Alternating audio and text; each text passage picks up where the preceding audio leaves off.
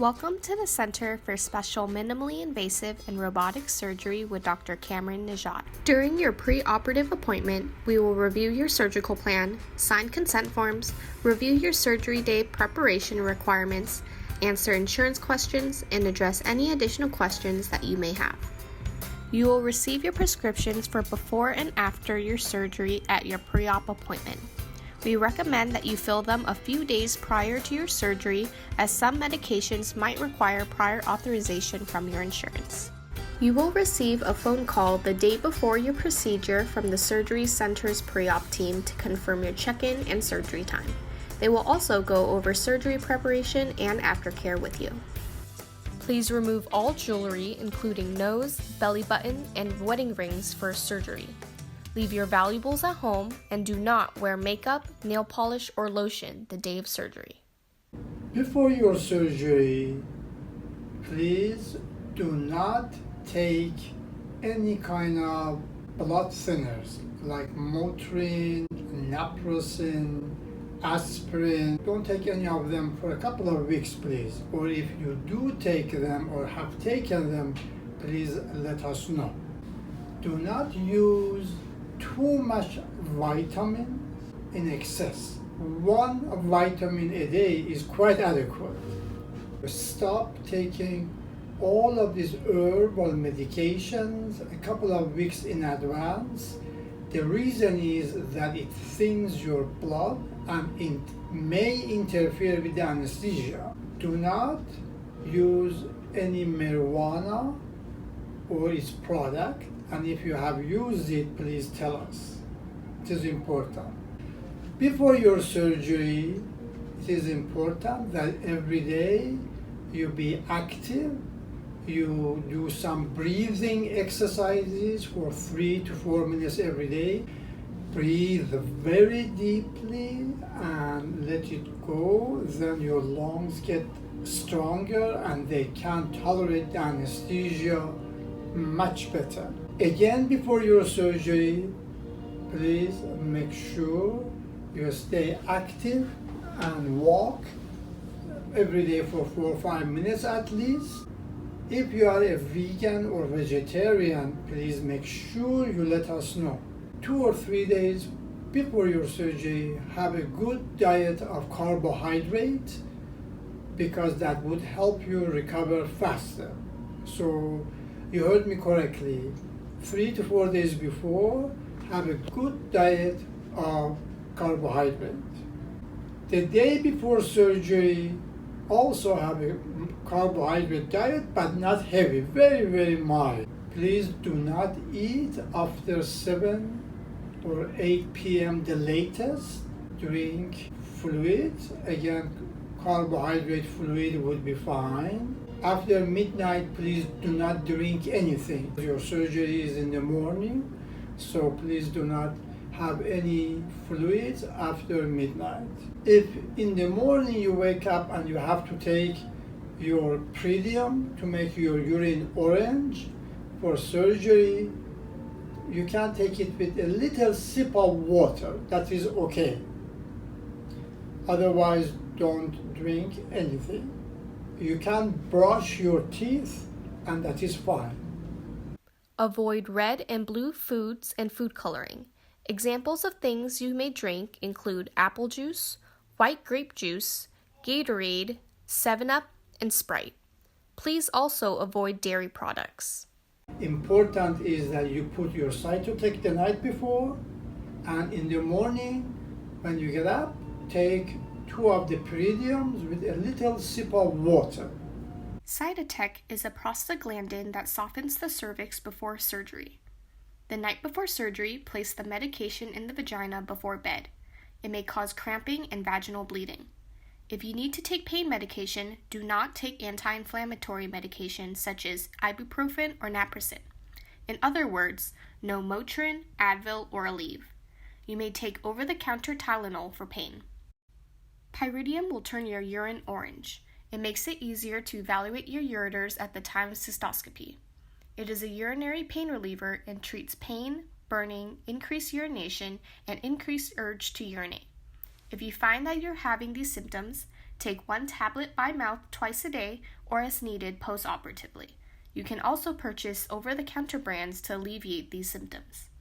Take this medication 2 to 3 hours before your surgery time, not the time that you need to check in for surgery. Use 1 or 2 enemas around 7 to 8 p.m.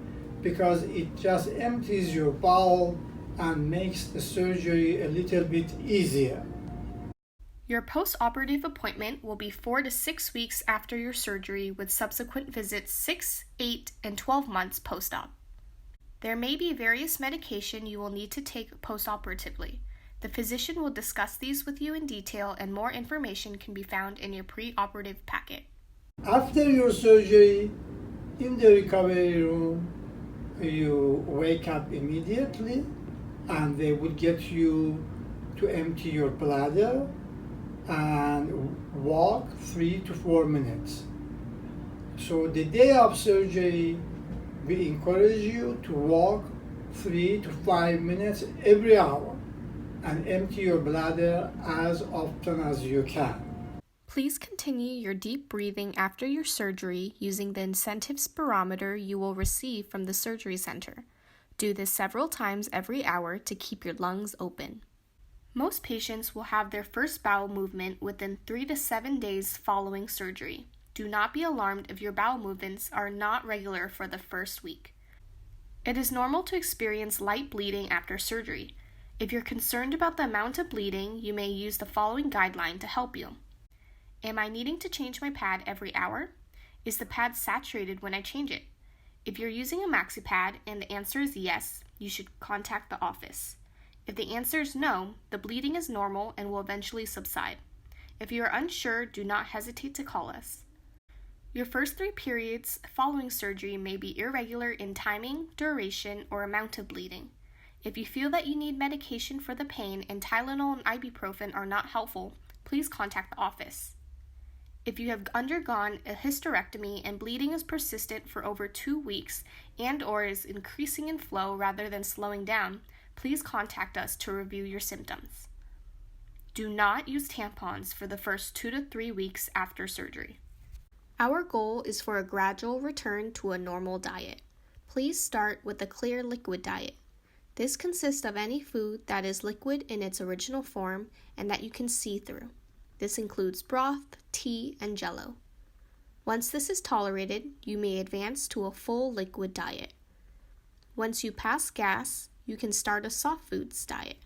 This includes applesauce and mashed potatoes. If you tolerate this diet for 2 to 3 days or have a bowel movement, whichever comes first, you may begin a normal diet. Do not overuse the abdominal muscles for 2 weeks. This means no lifting and straining. However, we do want you to be up and moving around. Being a couch potato will only prolong your recovery. We recommend you walk 5 to 10 minutes every hour. Patients should be able to return to light exercise and sexual activity 2 to 4 weeks after surgery. Sexual activity in infertility cases can start as soon as bleeding stops. Sexual activity for hysterectomy patients should not start any earlier than 8 weeks after surgery. Return to these activities should be discussed with the physicians after surgery, as these guidelines can change dependent on your surgery. Please remove all dressings except steri strips 24 hours after surgery. You may remove and change the gauze bandage if it becomes soaked prior to that time. Please remove steri strips 3 to 4 days post-op. We suggest using coconut oil or alcohol wipes to help remove the steri strips or to remove them in the shower when they are wet. Because the umbilicus is like a cup and retains water and moisture after you shower, that incision site is slightly more prone to infection for the first few days. We ask that you use a blow dryer for the first 7 to 10 days to dry the area.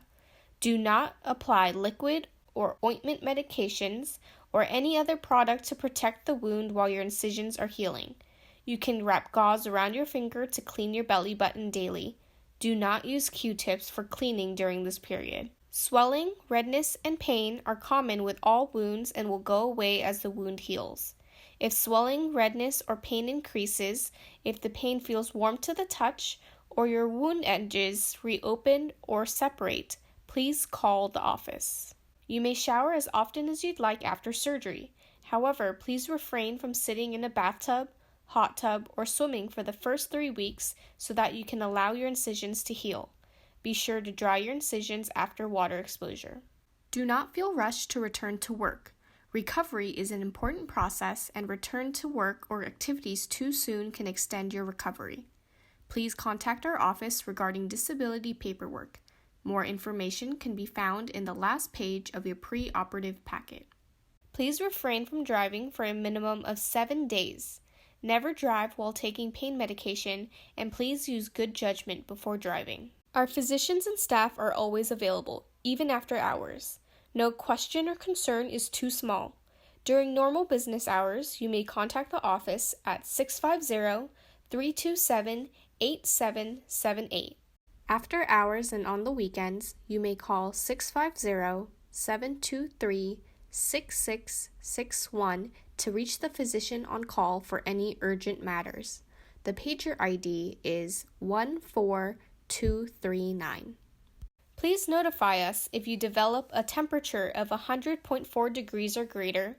Using the guidelines for bleeding, you're experiencing heavy vaginal bleeding, undue pain that is not manageable by your pain medications, or severe nausea and vomiting.